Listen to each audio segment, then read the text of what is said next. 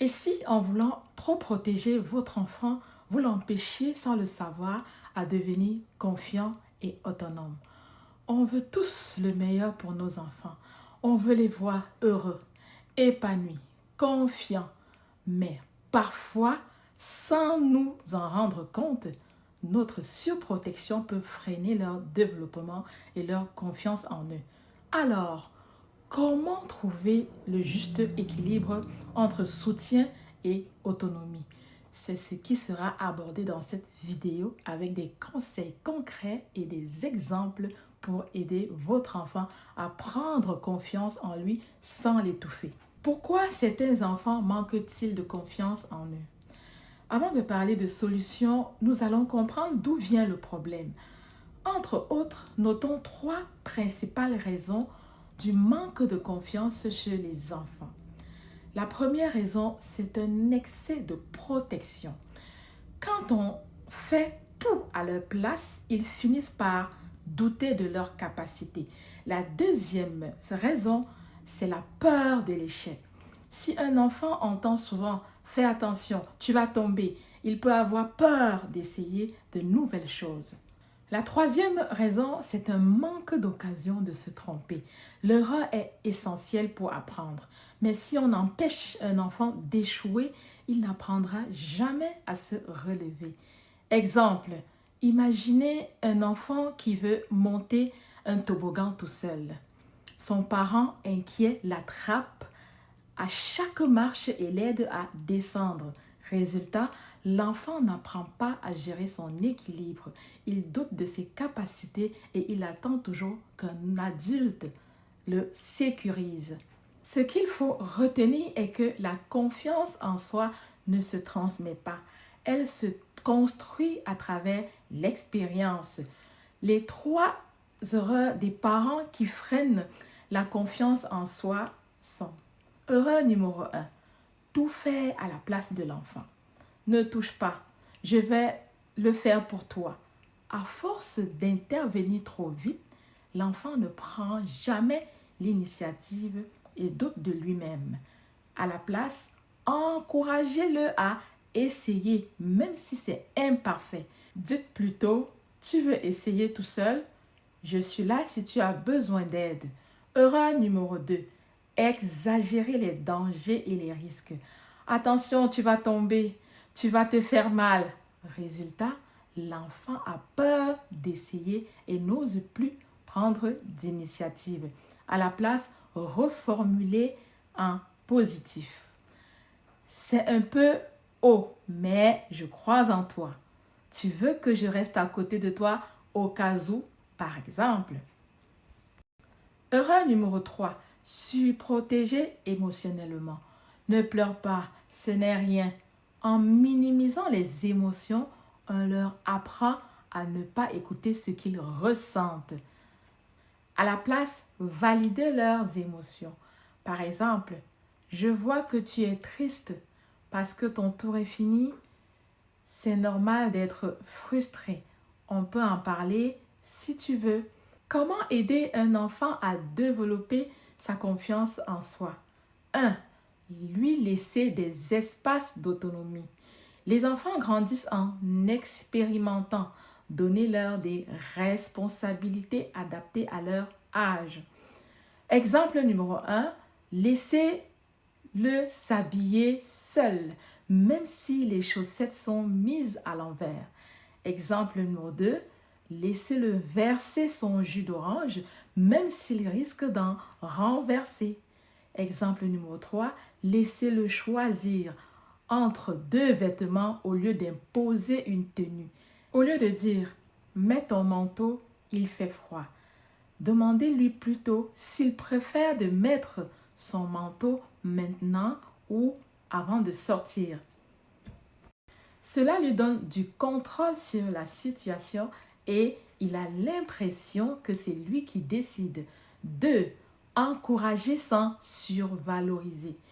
Plutôt que de dire tu es le meilleur, privilégiez des encouragements basés sur l'effort.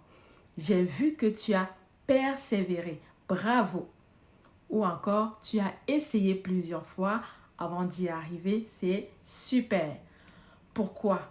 Car cela lui apprend que la réussite vient de l'effort, pas d'un talent inné. 3. Laissez l'enfant gérer ses petites frustrations. Un enfant qui apprend à gérer la déception développe une grande confiance en lui. Ne cherchez pas à tout résoudre immédiatement. Aidez-le à verbaliser. Tu es frustré parce que tu n'as pas gagné. C'est normal. Que peux-tu faire la prochaine fois? Exemple, un enfant perd à un jeu et veut arrêter. Plutôt que de le laisser gagner, accompagnez-le. Je vois que tu es déçu. C'est dur de perdre, mais plus tu t'entraînes, plus tu progresses. 4. Encourager la prise de décision et la résolution des problèmes. L'un des meilleurs moyens d'aider un enfant à développer sa confiance en lui sans le surprotéger, c'est de lui laisser prendre des décisions et résoudre ses propres problèmes. Pourquoi c'est important? Quand on décide tout à leur place, mets ce pull, fais ci, fais ça, on leur envoie un message inconscient. Tu n'es pas capable de réfléchir seul. Comment appliquer ça? Donner des choix adaptés à leur âge. Exemple, tu préfères t'habiller avant ou après le petit déjeuner. Laissez l'enfant résoudre un problème simple avant d'intervenir s'il ne trouve pas son jouet. Au lieu de chercher directement, guidez-le. Où l'as-tu vu pour la dernière fois?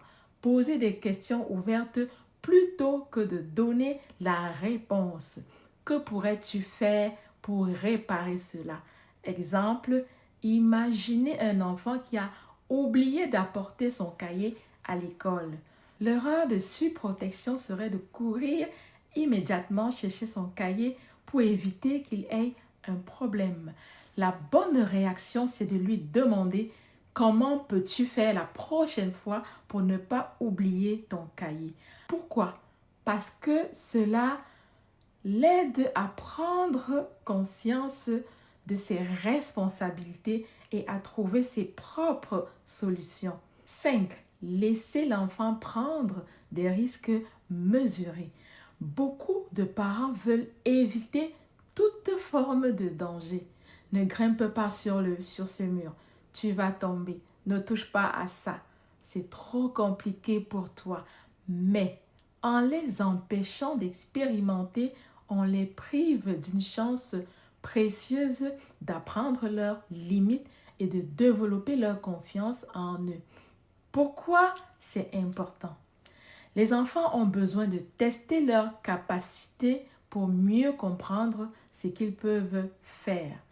S'ils ne prennent jamais de petits risques, ils auront plus peur d'essayer de nouvelles choses en grandissant. Comment appliquer ça? Au lieu de dire « Attention, tu vas tomber », dites plutôt « C'est haut ». Tu te sens prêt à essayer? Laissez-les manipuler les objets du quotidien sous supervision. Exemple, verser de l'eau dans un verre, essayer d'attacher leur lacet, couper une banane avec un couteau adapté. Encouragez-les à faire des activités un peu difficiles, même s'ils échouent au début. Exemple, monter un toboggan plus grand, apprendre à faire un vélo sans roulette, etc. Imaginez un enfant qui veut grimper sur une structure de jeu opaque. Erreur de protection. Non, c'est dangereux. Descends tout de suite. La bonne réaction serait: tu veux essayer? Je suis là. Si tu as besoin d'aide, regarde bien où tu mets tes pieds. Pourquoi? Parce que cela lui permet de développer son autonomie et d'apprendre à évaluer lui-même les risques. En conclusion, les 5 clés pour aider un enfant à avoir confiance en lui sans le surprotéger sont: 1. Lui laisser des espaces d'autonomie, même si ce n'est pas parfait. 2. Encourager sans survaloriser. Privilégier les encouragements sur l'effort. 3.